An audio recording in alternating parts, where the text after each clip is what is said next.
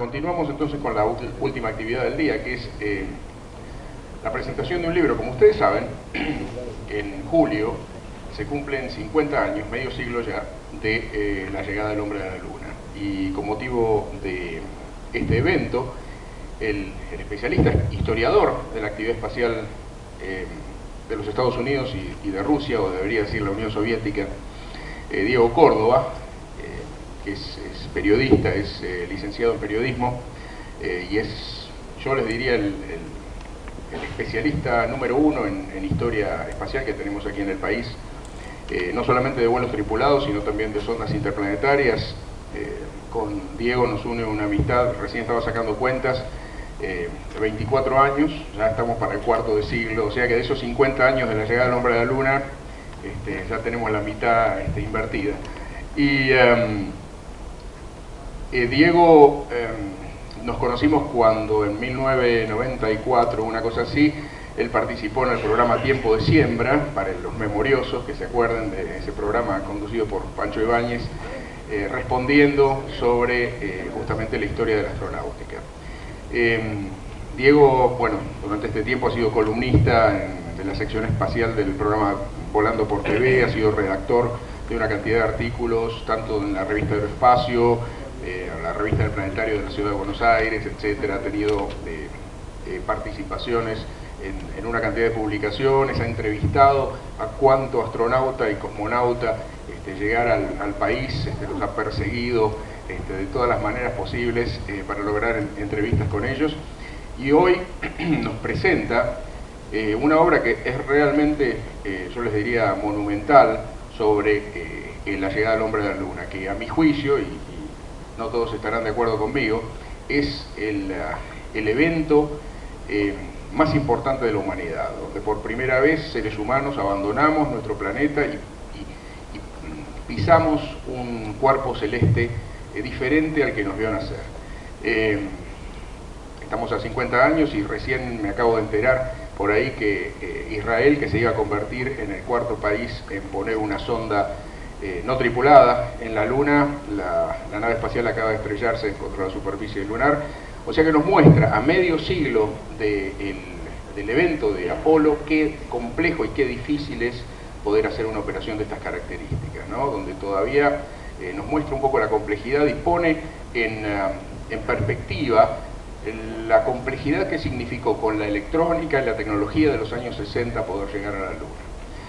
Entonces, en esta obra maravillosa que ha creado Diego como resultado de una investigación de años, nos va a contar un poco sobre el programa Apolo y sobre lo que significa su libro Huellas en la Luna, el programa lunar Apolo, descubriendo historias y derribando mitos. Los dejo con Diego.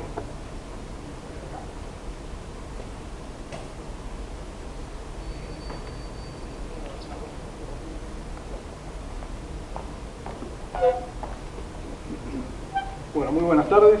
Como recién acá decía Pablo, estamos ante un aniversario muy importante, que es los 50 años de la llegada del hombre a la Luna.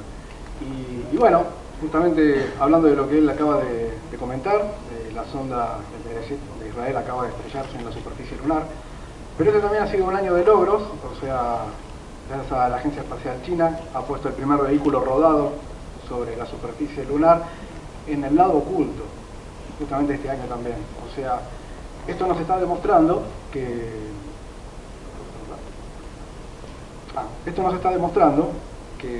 llegar a la Luna todavía no es algo tan sencillo como pareció en su momento. Parecía todo muy fácil en su momento, hace 50 años. Y esto que vamos a ver ahora, un poquito rápidamente, nos va a retrotraer a los orígenes de todo lo que hemos visto, todo lo que han visto seguramente en el día de ayer y en el día de hoy también. Esto es lo que estamos viendo, esto es lo que estamos tratando en el libro Huellas en la Luna, y evidentemente este es el resultado final, la presencia del hombre en la Luna. Esta fotografía pertenece justamente a Gene Cernan, comandante de Apolo 17 y último hombre en la Luna, que junto con su compañero Jack Smith no solo descendió en la Luna, no solo caminó en la Luna, sino que trabajó y vivió en la Luna. O sea, estuvieron un margen de 3 días realizando 3 actividades extravehiculares extensísimas, una más larga que la otra. realizando trabajos agotadores. Se puede decir que el hombre en esta instancia, en el año 1972, último año que el hombre estuvo en la Luna, se puede decir que trabajó, que vivió por lo menos unos pequeños días, pero bueno, suficiente para decir que un hombre podía adaptarse a un escenario completamente distinto y hasta hostil como es la Luna, justamente. El origen de todo esto, todos lo sabemos, fue la colocación en órbita del Sputnik, el primer objeto artificial colocado por el hombre. Obviamente sabemos que lo hizo la Unión Soviética, el 4 de octubre de 1957. Era una pequeña bola de 20 kilos más o menos, y lo único que hacía era emitir un sonido nada más. Pero fue suficiente para desatar lo que después se conoció como la crisis del Sputnik. Evidentemente, Estados Unidos tenía que responder de alguna manera, y mientras todavía se estaba reponiendo este primer cachetazo, por decirlo de alguna manera, al mes siguiente ya colocó el primer ser vivo en órbita. No es el primer ser vivo en el espacio, o sea, hubo otros países pioneros, dentro de los cuales estamos nosotros, han colocado seres vivos que traspasaron el límite de la atmósfera, pero el primer ser vivo en órbita fue justamente el que vemos acá, la perra laica. Obviamente fue de una manera muy rudimentaria, muchos años después sabemos todo lo que sufrió, pobre animalito, pero fue suficiente para demostrar que un ser vivo podía soportar los rigores de un lanzamiento, a pesar de que fue bastante sufrido, ¿verdad? Estados Unidos ya tenía que reponerse de alguna manera, la crisis del Sputnik ya fue un tema de ámbito nacional, y esto fue lo que decantó en la fundación de la Agencia Espacial, de Estados Unidos, la NASA. A mi modesto entender, este primer paso fue lo que determinó la llegada del hombre a la Luna por parte de Estados Unidos. Una agencia espacial donde pudieran nuclearse todos los esfuerzos de una nación, ya sea con empresas privadas, contratistas y la participación del mismo Estado. Justamente esta fue una de las grandes diferencias entre Estados Unidos y la Unión Soviética. La Unión Soviética no tuvo una agencia espacial hasta la década del 90. O sea, ¿qué estamos diciendo con esto? Que esto ya determinó que el flujo de gestión entre el Estado y la actividad espacial fue total y completamente inverso.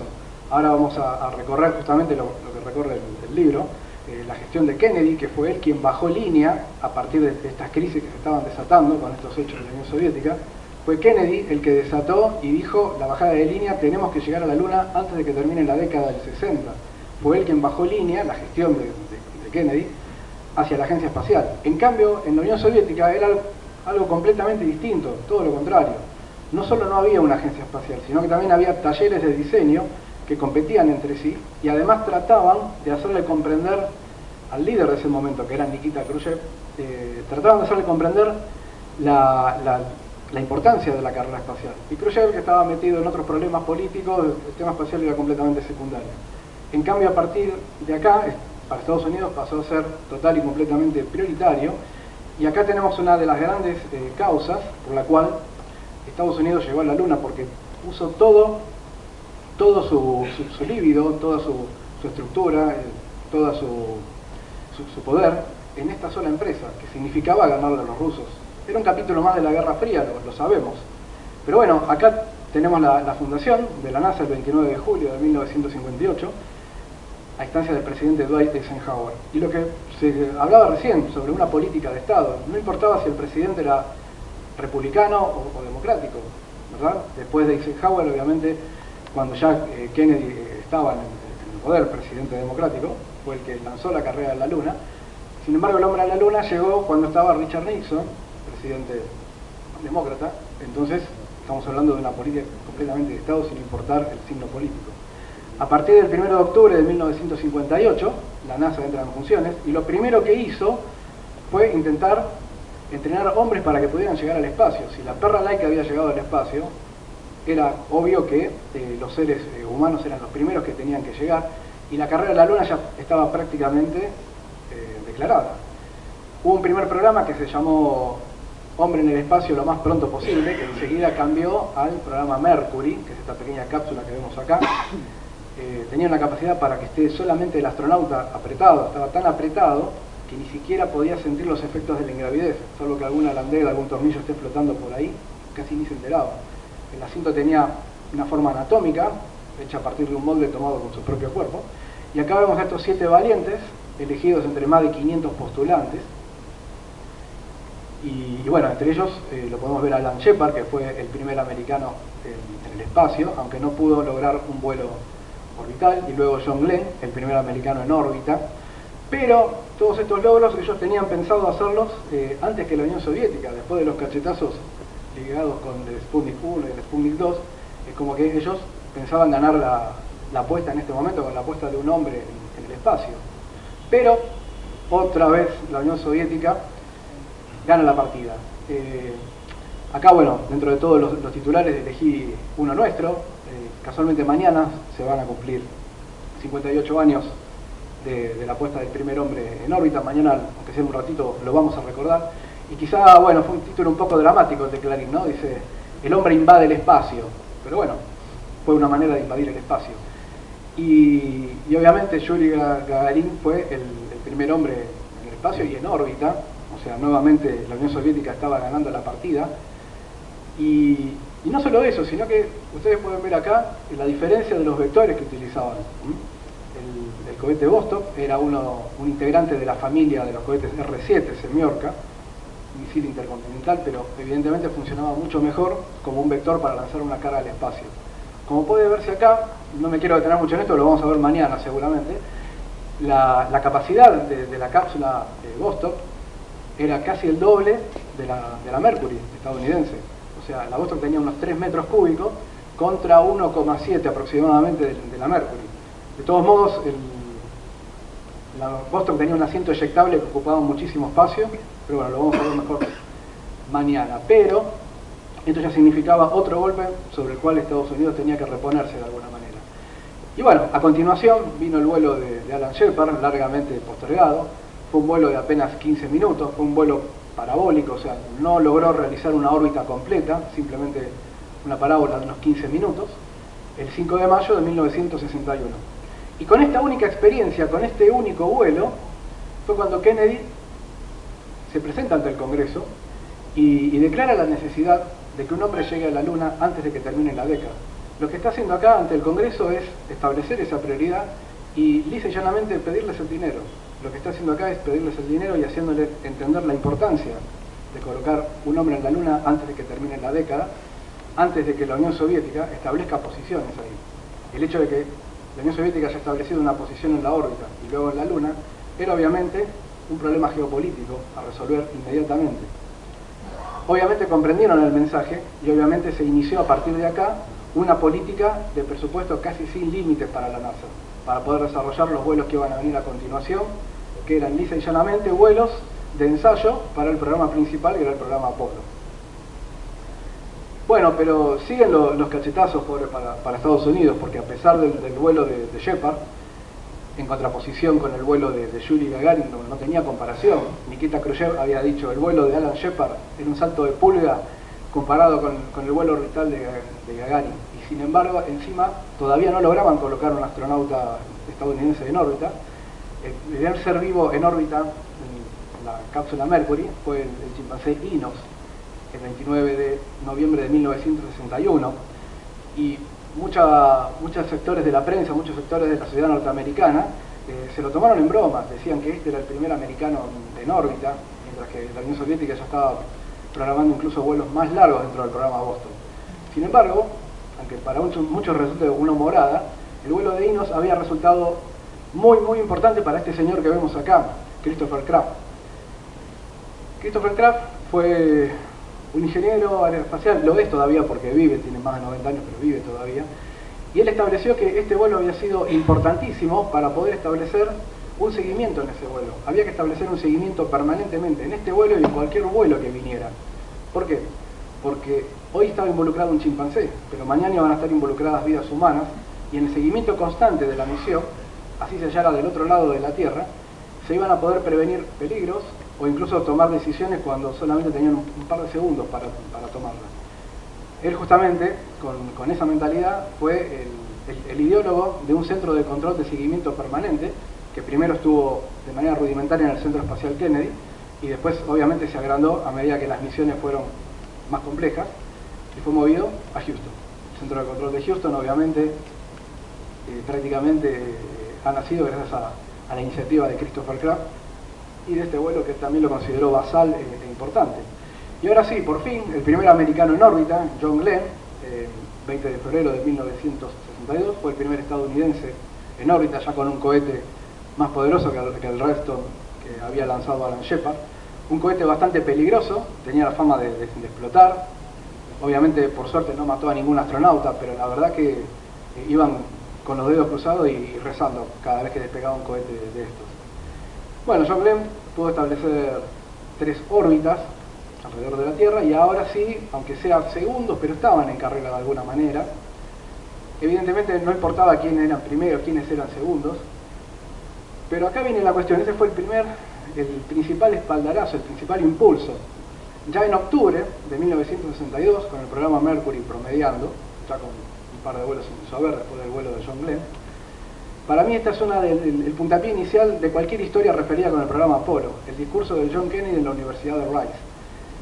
Obviamente fue repetir con una vehemencia tremenda la necesidad de Estados Unidos de llegar a la Luna y de convencer a toda una nación de que eso era lo más importante en ese momento. Lo que llama la atención, a mí y a cualquiera, ¿no?, es la vehemencia con la que lo dijo, la seguridad con la que lo dijo y estar totalmente convencido de que ya era un hecho de que Estados Unidos iba a llegar a la Luna antes de que termine la década. Hasta uno puede llegar a pensar y fantasear si no viajó en el tiempo, lo vio y después volvió para decírselo a las personas, al común de la gente. ¿Cuál era el secreto por el cual él tenía esta vehemencia y él estaba tan convencido de eso? Bueno, unas semanas antes, 2 o 3 semanas antes de este discurso, el presidente John Kennedy había estado en Alabama con este señor, con el padre, por así decirlo, de la cohetería norteamericana, Von Braun, quien gracias a la familia de cohetes Juno que tenían en ese momento realizó el primer lanzamiento exitoso del primer satélite artificial de Estados Unidos, el Explorer 1, descubridor del cinturón de radiación de Van Allen. La familia de cohetes que Von Braun estaba desarrollando en ese momento eran la familia de los cohetes Saturno, que obviamente vinieron a continuación de los cohetes Juno. Cuando Kennedy vio el poderío de estos primeros Saturno 1, él ya estaba convencido de que esta pequeña bestia, este es un modelo escala obviamente, en un cohete de 60 metros de alto, el verdadero, él estaba convencido de que ese vector era capaz de controlar el poder de explosión que tenía el cohete. Esa es una de las cosas también fundamentales por las cuales se plantea la diferencia entre la llegada a la Luna por parte de Estados Unidos y no de la Unión Soviética. La Unión Soviética logró desarrollar al final un cohete muy parecido en prestación y poder al Saturno V, sin embargo nunca fue capaz de controlar semejante poder y semejante explosión. Un cohete, cualquier cohete, es una bomba que tira una explosión hacia abajo y tiene que ser controlada de alguna manera, y los soviéticos nunca pudieron controlar el vector que podría haberlo llegado a la Luna, ¿verdad? La cuestión es que después del programa Mercury se venían otros ensayos importantísimos para poder seguir adelante con el programa Apolo. El programa Gemini, quizá el programa que gozó de menos popularidad o de menos prensa, pero sí también fue basal a la hora de pensar en el programa Apolo. Se trató de naves en las cuales en lugar de uno iban 2 astronautas y tenían un montón de tareas que desarrollar. Realizó 2 vuelos de prueba no tripulados y 10 vuelos de prueba tripulados, durante los cuales se ensayaron caminatas en el espacio, actividad extravehicular. Otro punto en el cual la Unión Soviética también les había ganado por poco tiempo con la caminata de Alexei Leonov. Al poco tiempo, Edward White realiza su primer caminata espacial norteamericana. Sin embargo, lo había hecho mucho mejor que Leonov. Leonov se había mareado muchísimo, se le había inflado el traje, casi muere por no poder entrar de nuevo a la nave. En cambio, Edward White nunca se mareó, utilizó una pequeña pistola de gas para poder orientarse. Y además tenían que ensayar encuentros en órbita con otros objetos, como el misil Agena, realizar acople, que eran maniobras fundamentales para el programa Apolo que ya se venía. Y acá vemos nuevamente sentados a los fabulosos 7, ese primer grupo de astronautas, escoltado por un segundo grupo, que ya se venía, y tenía quizá una preparación levemente superior. Los 2 grupos intervinieron en el programa Gemini, quizá los más veteranos, el programa Mercury, oficiaban de comandantes de misión, y los número 2, o los novatos, por decirlo de alguna manera, oficiaban de piloto. Sin embargo, acá en el grupo 2, ¿por qué decimos que tenían una preparación levemente mayor? Porque hubo 4 de estos astronautas que podían oficiar de comandantes ya en el primer vuelo. Uno fue James McDivitt, otro fue Elliot See, que lamentablemente no pudo llegar a volar nunca, otro fue Frank Borman, y otro que conocemos aquí, Neil Armstrong. Eran los 4 que podían volar como comandantes ya desde el primer vuelo. Y obviamente la mayoría de estos comandantes fueron después comandantes de las misiones Apolo, quizá de las misiones más memorables, lo que se iba a venir después. Y un tercer grupo, que es el que vemos acá, los nuevos 14, seleccionados en 1963, fueron astronautas más conocidos por estar más integrados y más metidos en lo que era la tecnología del Apolo. Ellos les interesaba ver más, además de pilotar, cómo funcionaban las máquinas por dentro. Se les lograron interiorizar a mezclarse con los ingenieros fabricantes del módulo de mando, del módulo lunar, de las futuras naves que iban a ir a la Luna. Ellos estuvieron más comprometidos con la tecnología del Apolo.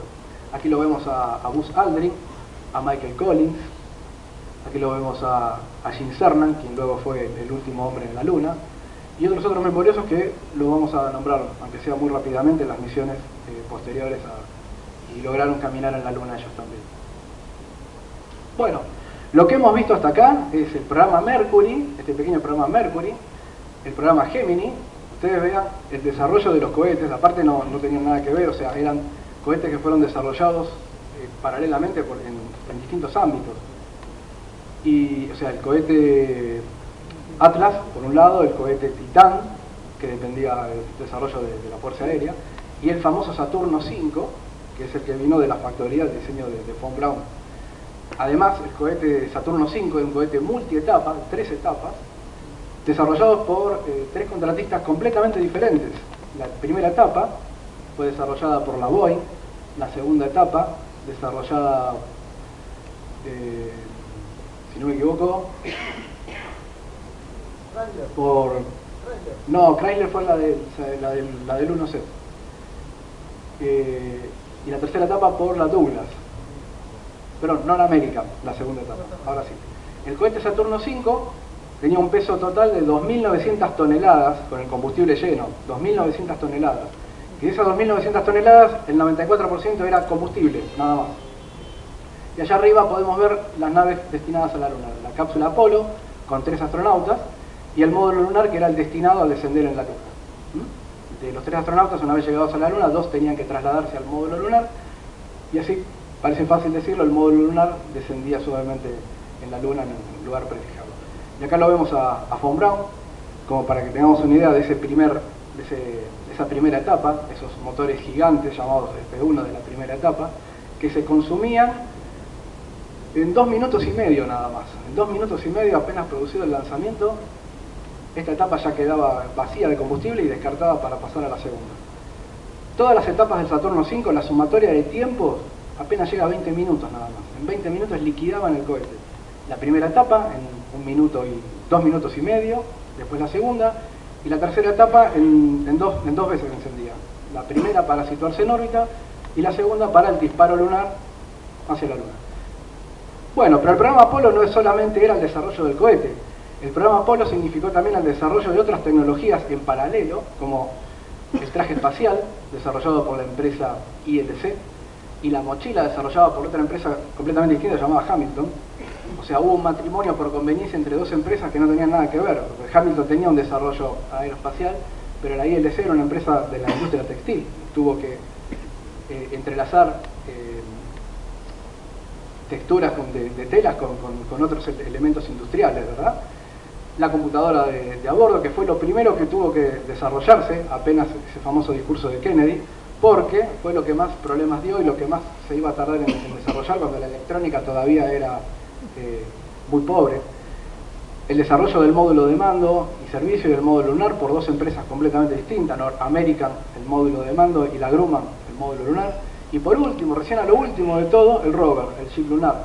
Recién se desarrolló después de que las primeras misiones lunares, después de Apolo 11 y 12, llegaran a la Luna y poder establecer la naturaleza del suelo. O sea, obviamente ya habían llegado sondas automáticas no tripuladas y otras sondas que habían sobrevolado la Luna, pero nunca se pudo saber la naturaleza real del suelo hasta que el primer hombre puso un pie en la Luna, y ese fue la última estancia, la última etapa para desarrollar el rover lunar también en tiempo récord, que fue un logro de la General Motors junto con la Boeing. Bueno, pero no todo iba a ser tan fácil. El primer ensayo que fue en tierra terminó en un desastre, el famoso Apolo 1, y esto evidentemente mostraba que la llegada a la Luna no iba a ser nada fácil. Posteriormente, por fin, el programa despega. Fíjense en qué momento por fin despega el programa, en 1968, sobre el final de la década, con la primera misión orbital terrestre Apolo 7, que se ensayó maniobras de aproximación, junto con la tercera etapa del Saturno 5. Este era un ensayo de aproximación, a lo que luego aquí se iba a situar el módulo lunar para acoplarlo, sacarlo de allí y dirigirse a la Luna.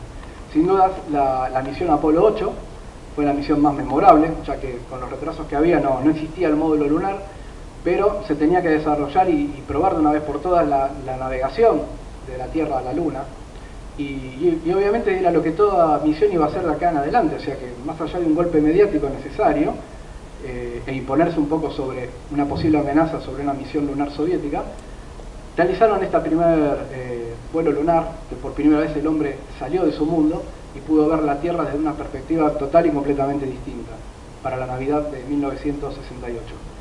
Después las misiones Apolo 9 y 10, por fin con el módulo lunar, realizaron ensayos en órbita terrestre y en órbita lunar, para por fin llegar a la misión que hoy nos ocupa, que dentro de poco se cumplen 50 años. Aquí lo vemos a Neil Armstrong, el primer hombre en la Luna, junto con Buzz Aldrin, y Michael Collins, que obviamente fue el que los llevó, por decirlo de alguna manera, a la Luna, los esperó pacientemente en órbita lunar, y regresaron sanos y salvos a la Tierra antes de que termine la década, como Kennedy lo había prometido. Y a falta de una lo hicieron 2 veces, porque Apolo 12 fue en noviembre del mismo año, o sea que a falta de una, doblemente cumplido la promesa de Kennedy de poner un hombre en la Luna antes de que terminara la década. Las misiones que vinieron después, obviamente esta es Apolo 11, obviamente esta es la secuencia principal, la secuencia que todos tenemos grabados en nuestro inconsciente colectivo, incluso de lo que nacimos después de la llegada del hombre a la Luna.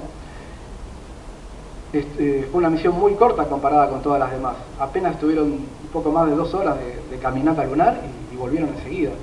Pero las misiones que vinieron después desarrollaron entre 2 y 3 caminatas a partir de esta huella emblemática, ¿verdad? Que en realidad no es la huella de Neil Armstrong, es una huella de Aldrin, pero bueno, es el símbolo de la primera huella en la Luna, el primer rastro del hombre en la Luna y de su impronta que va a quedar para siempre. Y como les decía, las misiones que vinieron después fueron más complejas y más peligrosas que las anteriores. Incluso recordemos a Apolo 13, con el estallido del módulo de mando.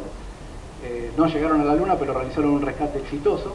Y las últimas misiones que vinieron después lograron encontrar rocas que no tenían previstos encontrarlas. Quizás acá esta es la gran diferencia y lo que yo resalto, la importancia de los vuelos tripulados espaciales, sobre todo los vuelos planetarios, porque los astronautas de las misiones Apolo 15, 16 y 17, el último segmento de las misiones Apolo, habían sido entrenados con una conciencia científica. De hecho, geólogos estuvieron metidos en este entrenamiento. Incluso el último hombre en la Luna, Jacques Smith, de Apolo 17, era geólogo, después se hizo astronauta, y con esa conciencia científica de saber qué es lo que se estaba haciendo en la Luna, de aprovechar al máximo el dinero invertido, ya realizaban 3 caminatas de 6-7 horas cada una, o sea, eso los obligaba a vivir 3 días en la Luna. Han logrado encontrar restos que explicaban el origen de la Luna. Se han encontrado rocas mucho más antiguas que las terrestres, o sea, se pudo establecer que las rocas más nuevas lunares son las más antiguas terrestres, y que rocas que tienen 4.500 millones de años en la Luna, en la Tierra no existen, porque fueron erosionadas por agentes climáticos que en la Luna no existen, como el viento, el agua y otros agentes de erosión. Hay otra erosión más bien mecánica en la Luna, como los impactos de micrometeoritos. Pero lo más importante de todo es que esta coloración que encontraron acá en la Luna, con integrantes de la misión Apolo 17, evidenciaron un pasado volcánico, y con eso han establecido la diferencia de la composición de rocas lunares que las han traído a la Tierra, y siguen siendo analizadas hoy por geólogos de todo el mundo, incluso de países que ni siquiera están alineados con Estados Unidos, y todos han llegado a la misma conclusión. Bueno, quizá esto sirva para darnos una conciencia planetaria, si bien el hombre no volvió a la Luna, por motivos políticos, por motivos económicos, pero sirvió para darnos una conciencia planetaria, y si bien no sabemos cuándo vamos a pisar Marte, hace 20 años que se dice que faltan 20 años, pero bueno, sabemos que en algún momento, de ser necesario, ahí estaremos. Hoy por hoy, la NASA está conmemorando el 50 aniversario de la llegada del hombre a la Luna, con un claro mensaje de una apuesta y una mira hacia el futuro de la Luna, hacia Marte. como fanático de los vuelos espaciales tripulados, ojalá volvamos a la Luna. No sé si en el plazo que dijo el vicepresidente Pence, lo creo muy demasiado jugado en 4 o 5 años, pero sí es necesario en algún momento volver. Por algo se hizo la llegada del hombre a la Luna, más allá de los fines políticos, más allá de los fines geopolíticos, lo que sea. Mucha gente, 400.000 personas, se encolumnaron con sus sueños detrás de esa gran movida, que fue para mí una singularidad en la historia. Difícilmente se vuelve a repetir que en menos de 10 años, casi de cero, se desarrolle simplemente algo tan fantástico como la llegada del hombre a la Luna, ¿verdad? Y bueno, esto es lo que va a reflejar un poco el libro, sí, medio en un paneo general, en un vuelo lunar. Lo hemos visto medio a las apuradas, pero esto es la intención de reflejar esta década maravillosa que fue la década del 60 y que posibilitó llevar a la Luna nada menos que a otro mundo, al ser humano. Como acá dice mi amigo Pablo, yo también considero que es un salto evolutivo, porque se valió de la técnica, de su sapiencia, para caminar nada más ni nada menos que en otro mundo. Hoy por hoy la vista también está puesta en esto, en llegar a otros mundos, y bueno, solucionar quizá algunos de los problemas que tanto nos aquejan acá en la Tierra. Aunque muchos digan, ¿por qué fuimos a la Luna cuando hay tantos problemas en la Tierra, con problemas de guerra, de hambre y otras cosas? Es una pregunta sesgada esa, porque también uno puede decir, ¿para qué construimos puentes? ¿Para qué se construyen represas si hay tanta hambre y enfermedades en el mundo? La llegada del hombre a la Luna significó unas mejoras sustanciales en tecnologías que hoy usamos diariamente, como la miniaturización de componentes, como la utilización de insumos en la vestimenta, en seguridad, y un montón de otras cosas más, como potabilización del agua y hacer llegar agua hacia poblados donde antes ni siquiera existía una red de agua potable, ¿verdad? Todo eso fue un derivado directo de la tecnología espacial y de la que permitió llegar el hombre a la Luna. Así que hoy estamos celebrando eso, si se quiere, no solo esta gran empresa, sino que hoy estamos todavía gozando de estos beneficios. Bueno, nada más, muchas gracias.